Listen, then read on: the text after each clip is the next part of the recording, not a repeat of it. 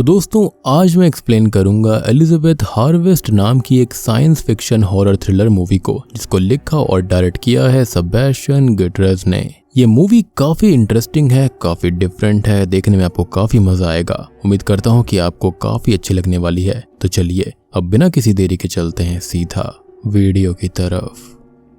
Movie की शुरुआत में हम एक न्यूली मैरिड कपल हेनरी और एलिजाबेथ को देख पाते हैं, जहां पर हेनरी एक मिडिल एजेड साइंटिस्ट होता है, लेकिन वहीं एलिजाबेथ एक यंग लड़की थी। तभी हम हेनरी और एलिजाबेथ को हेनरी के मेंशन पर जाते हुए देख पाते हैं, जो कि शहर से काफी दूरी पर था और काफी बड़ा था। वहां पर पहुंचकर हेनरी एलिजाबेथ को अपने बेटे ओलिवर और अपनी मेड क्लेयर से मिलवाता है, और यहाँ पर हम ये भी जान पाते हैं कि ओलिवर की आंखें नहीं थी और हेनरी की पहले भी शादी हो चुकी थी। अब यहाँ से हेनरी एलिजाबेथ को पूरे मेंशन का एक टूर देने लगता है, जहां पर हमको पता लगता है कि ये मेंशन अंदर से और भी बड़ा है। यहाँ पर और बहुत सारे रूम्स हैं और सभी रूम्स हेनरी के फिंगरप्रिंट के साथ ही खुलते हैं। यहाँ पर अंत में एक बेसमेंट वाला रूम भी आता है, जिसके सामने आने के बाद में हेनरी एलिजाबेथ से ये कहता है कि वो उसकी बीवी है और इस घर की हर एक चीज उसकी है। वो चाहे तो अपने फिंगरप्रिंट के जरिए किसी भी रूम में जा सकती है, पर उसको एक वादा करना होगा कि वो कभी भी इस बेसमेंट वाले रूम में नहीं जाएगी, क्योंकि ये उसका एक्सपेरिमेंट रूम है। और ये सुनकर एलिजाबेथ भी हेनरी से वादा करती है कि वो कभी भी इस रूम में नहीं जाएगी। वो सोचने लगती है कि उसे वहां पर जाने की जरूरत ही क्या है। खैर अब अगले दिन का सीन आता है, जहाँ पर हेनरी किसी काम से एक दिन के लिए घर से बाहर चला जाता है और पीछे एलिजाबेथ मेंशन के सभी रूम्स और लग्जूरियस सर्विसेज को एंजॉय करने लगती है। इसी में एक बार एलिजाबेथ क्लेयर से ये भी पूछती है कि हेनरी तो एक बहुत ही अमीर और इंटेलिजेंट साइंटिस्ट है, तब उसने उसके जैसी सिंपल लड़की से शादी क्यों करी, जिस पर क्लेयर साफ कहती है कि उसे इस बात का नहीं पता।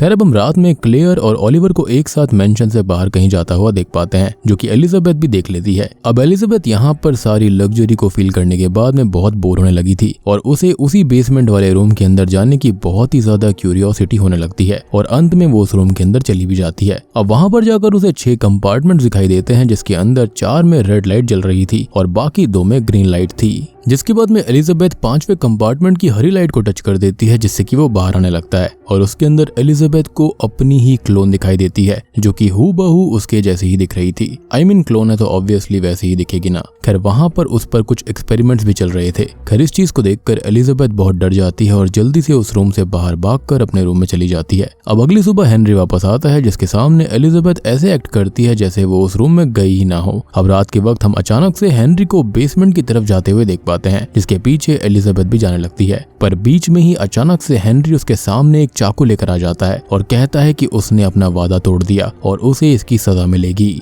जिसके बाद में एलिजाबेथ वहां से डर के भागने लगती है, लेकिन उसके फिंगरप्रिंट अब काम नहीं कर रहे थे। जिसके बाद में कई देर तक एलिजाबेथ हेनरी से भागती है, लेकिन अंत में हेनरी उसको पकड़ लेता है और उसी चाकू से बार बार उसे स्टैब करके जान से मार डालता है। अगली सुबह अब हम क्लेयर, ओलिवर और हेनरी को एलिजाबेथ की बॉडी को जमीन में दफनाते हुए देख पाते हैं, ताकि कोई भी प्रूफ ना बचे, यानी कि ये दोनों भी यहाँ पर मिले हुए थे। जिसके कुछ ही देर के बाद में वहां पर डिटेक्टिव लोगन आता है, जो कि हेनरी से उसकी बीवी के बारे में पूछने लगता है, जिस पर वो जवाब देता है कि उसकी बीवी सो रही है, लेकिन इस बात से लोगन कन्विंस नहीं होता। एनीवेज अब हम 6 हफ्ते बाद का सीन देखते हैं, जहां पर हेनरी ने वापस से शादी कर ली है और इस बार भी उसकी वाइफ एलिजाबेथ ही थी। यह एलिजाबेथ भी पिछली एलिजाबेथ जैसी सेम थी और इसके साथ भी वही सारी सेम चीजें रिपीट होती हैं जो कि पुरानी एलिजाबेथ के साथ हुई थी। हेनरी उसको भी उस रूम में जाने से मना करता है, यानी कि एक्सपेरिमेंट रूम के अंदर, लेकिन वो भी क्यूरियोसिटी के चलते वहां चली जाती है, जो चीज अगले दिन हेनरी को पता चल जाती है और वो उसे क्लोरोफॉर्म देकर बेहोश करने की कोशिश करता है। लेकिन एलिजाबेथ सिर्फ बेहोश होने का नाटक करती है और मौका देखकर चाकू से हेनरी को ही स्टैब करके खत्म कर देती है। जिसके बाद वो उसके फिंगरप्रिंट से घर के बाहर जाने की कोशिश करती है, लेकिन वो काम नहीं करता। फिर एलिजाबेथ बचने के लिए उसकी बॉडी को छुपा देती है और पूरे घर को साफ करके सब कुछ नॉर्मल कर देती है। अब कुछ देर के बाद में ओलिवर और क्लेयर घर पर आते हैं और क्लेयर एलिजाबेथ को जिंदा देखकर समझ जाती है कि हेनरी मारा गया है और इस बात से उसको हार्ट अटैक आ जाता है, पर बेहोश होने से पहले वो अपने लिए मेडिकल हेल्प बुला लेती है।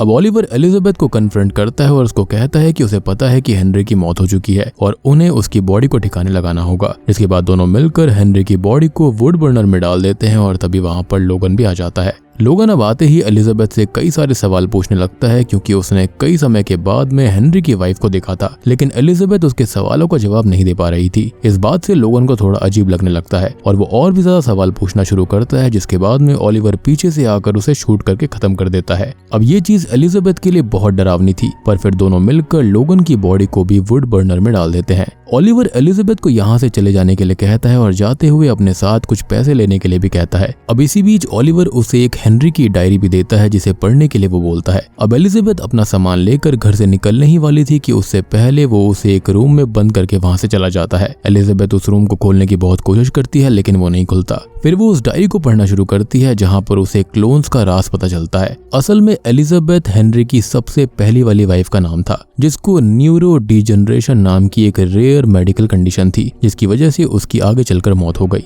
हेनरी यहाँ पर एलिजाबेथ की मौत को झेल नहीं पाया और उसने फैसला कर लिया कि वो उसके क्लोन्स को बनाएगा और इसके लिए उसने क्लेयर नाम की एक बायोलॉजिस्ट को हायर किया था। जी हाँ, यानी कि क्लेयर यहाँ पर कोई मेड नहीं थी बल्कि एक बायोलॉजिस्ट होती है। एनीवेज, इसके बाद दोनों ने मिलकर एलिजाबेथ के 6 क्लोन्स बनाए थे जिसमें पहली 2 क्लोन सेम मेडिकल कंडीशन की वजह से मारी गई थी। और आपको याद होगा कि शुरुआत के 4 चेम्बर्स के ऊपर लाल लाइट थी, जिसका मतलब ये था कि वो क्लोन्स काम में नहीं आए और वो मारे जा चुके हैं, और जिनके ऊपर ग्रीन सिग्नल था मतलब वो अभी भी जिंदा थे।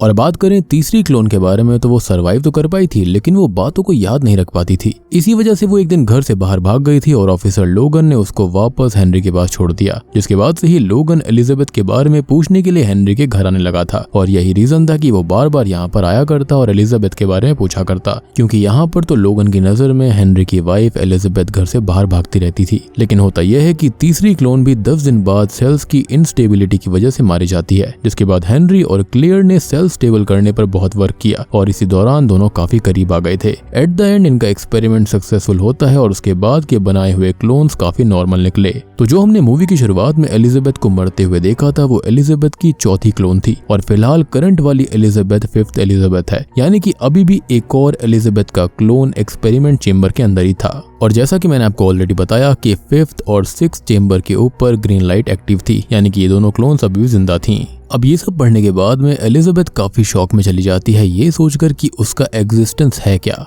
क्योंकि उसकी नजर में तो वो एक आम इंसान थी। जिसके बाद हम ओलिवर को रूम का दरवाजा वापस खोलते हुए देख पाते हैं, लेकिन एलिजाबेथ उसे देखते ही उसे मारने लगती है और यहाँ ओलिवर उसे अपनी हेल्प करने के लिए कहता है। वो उसको कहता है कि छठी एलिजाबेथ को जिंदा रखना उसका मकसद है और उसके लिए उसे उसकी मदद चाहिए। अब 5वीं एलिजाबेथ इस चीज के लिए मान जाती है और मेंशन से नहीं जाती, पर फिर भी अगले दिन ओलिवर उसके पैरों को चेन से बांध देता है ताकि वो कहीं पर ना जाए, जस्ट टू मेक श्योर कि हाँ वो उसको धोखा ना दे। और इसका रीजन ये था कि ओलिवर चाहता था कि एलिजाबेथ बाकी डायरीज भी पढ़े और उसे पूरा सच पता चले। अब ओलिवर उसे एक और डायरी देता है, पर उसे पढ़ने से पहले ओलिवर उसको बताता है कि वो पहले से अंधा नहीं था। असल में हेनरी ने जब यंग एलिजाबेथ बनाई थी तब वो उसको मोलेस्ट कर रहा था, लेकिन उस एलिजाबेथ को इन चीजों का आइडिया नहीं था जिसको वो समझ नहीं पाई। पर ये चीज ओलिवर ने उसको करते हुए देख लिया और उसी रात हेनरी ने उस पर हमला करके उसे अंधा कर दिया। और ये बताने के बाद में ओलिवर वहां से चला जाता है और एलिजाबेथ डायरी को पढ़ना शुरू कर देती है। डायरी से उसको पता चलता है कि ओलिवर हेनरी का बेटा नहीं बल्कि उसका ही एक क्लोन है। असल में हेनरी चाहता था कि वो अपनी वेडिंग नाइट को फिर से जिए और उसके जैसा ही कोई हो जो कि एलिजाबेथ के साथ ग्रो कर पाए, इसलिए उसने अपना क्लोन ओलिवर बनाया।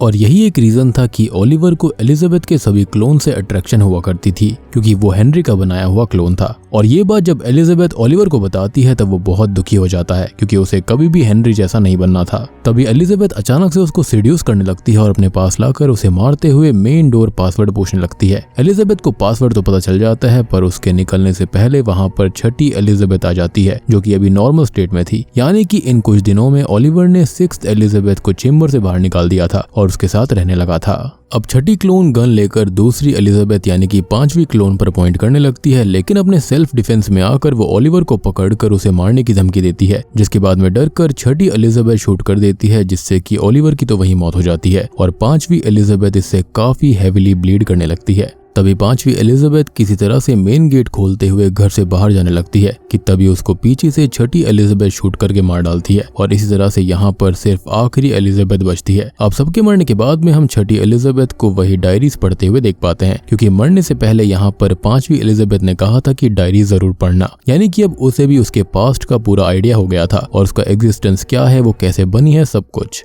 जिसके बाद में अगले सीन में हम क्लेयर को हॉस्पिटल से वापस लौटता हुआ देख पाते हैं, जहां पर क्लेयर इस चीज को साफ करती है कि उसकी और हेनरी के बीच में इंटीमेसी वाला रिश्ता था, लेकिन वो समझ गई थी कि हेनरी तो यहाँ पर खाली अजीब चीजें करना चाहता है और वो खाली अपनी वाइफ एलिजाबेथ को ही चाहता था। लेकिन अल्टीमेटली उसको ये भी आइडिया हो गया था कि हेनरी एक मोलेस्टर और किलर भी है, जिसके साथ ही एलिजाबेथ उस घर को छोड़कर अपनी लाइफ एक नए पॉइंट से स्टार्ट करना चाहती थी। और वो क्लेयर को भी साथ ही साथ ये बोलकर जाती है कि वो अपनी रिसर्च को किसी अच्छे काम में इस्तेमाल करे।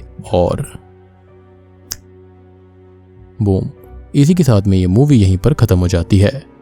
तो दोस्तों ये थी एलिजाबेथ हार्वेस्ट फिल्म की कहानी। अब आपके मन में एक बात आई होगी कि हेनरी अपने बनाए हुए क्लोन्स को क्यों मार रहा था, जैसे कि उसने 4th एलिजाबेथ के साथ किया। और अगर हेनरी नहीं चाहता था कि कोई भी एलिजाबेथ उसके एक्सपेरिमेंट रूम में जाए तो वो उसकी जगह उनके फिंगरप्रिंट्स को उस पर्टिकुलर रूम के लिए बंद भी कर सकता था, पर तब भी उसने वैसा क्यों नहीं किया? तो इसका जवाब ये था कि हेनरी अपनी वाइफ की हूबहू क्लोन्स बनाना चाहता था। यानी कि उसका ऑब्सेशन इतना ज्यादा था कि उसे अब वैसी ही एलिजाबेथ चाहिए थी जैसे कि उसकी वाइफ थी, और उसके हिसाब से उसकी वाइफ उसकी हर एक बात को माना करती थी और उसके खिलाफ नहीं जाती थी। यानी कि ये भी उसके एक्सपेरिमेंट का हिस्सा था। पर जब 4th और 5th एलिजाबेथ को उसने उस रूम में जाने से मना किया तो वो जानना चाहता था कि वो लोग कैसा बिहेव करेंगे, वो उसकी बात को मानेंगी या फिर नहीं। और उन लोगों ने उसकी बात नहीं मानी और फिर वो उस रूम के अंदर चली गई। यानी कि ये एलिजाबेथ की 100% सिमिलर क्लोन नहीं थी, और इसी वजह से हेनरी इन इम्परफेक्ट क्लोन्स को खत्म करना चाहता था, या फिर ये कहें कि वो सिंपली किलर था और सैडिस्टिक था। इनफैक्ट मुझे तो ये भी लगता है कि जो ओरिजिनल एलिजाबेथ थी उसको भी इसने मारा होगा और यहाँ पर क्लेयर को फंसा लिया,